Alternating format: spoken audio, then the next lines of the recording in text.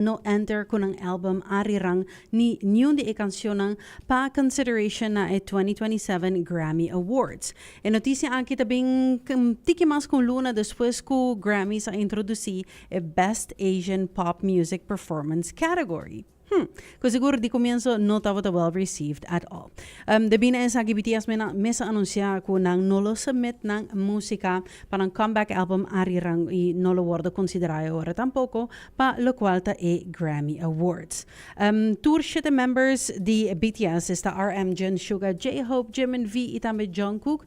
Na mismo momento a post ng identical statement riba kada undi ng Instagram accounts ko nanga decidi pa no submit nada na Grammys dia aya aki.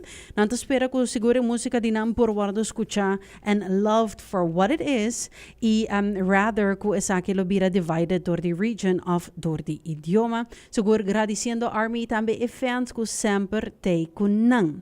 E mensahe aki siguro mas klaro to tuma pretty much yung implicit swipe na lo cual te guidelines pa a Recording Academy so newly created Best Asian Pop Music Performance category. Kual tawa ta undi e 5 kategoria nobody Grammys ko nang introduci luna passa.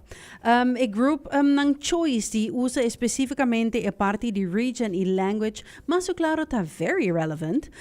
Como ko e kategoria aki ta specifica ko e canción aki Mr. Inclui meaningful use di cualquier Asian language.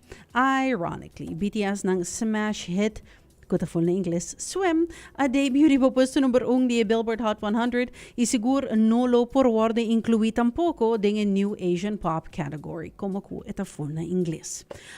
Siguro sa kiyaka ba, yeah, they had an amazing comeback year, de ko awuriki na kompleta ng mandatory military service, na komparti ko nos ng di 5 studio album ARIRANG na Mart, e album sa debut tambe ri po pwesto number ung di Billboard 200, isigur abira e biggest opening week pa un group album ding mas di un dekada.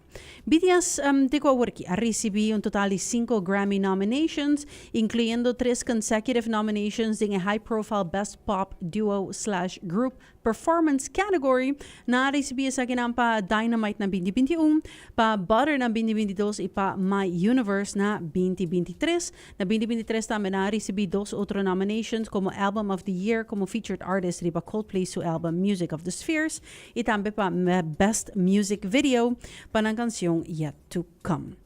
Pero si as implied nominations na no agana nyun di sa kinang mitasinti ko pa di por divide musika de manera sina pa bisa no basta ta great pero please fit ding Asian category. It's not great at all. Why do you have to make that separation? It doesn't make sense for anyone. Lo cual kumitahay great tambe undi canción na guta aparecer ba album ARIRANG ta canta exactamente di e punto aki. It's like they knew it was coming. Ginamiting espesyal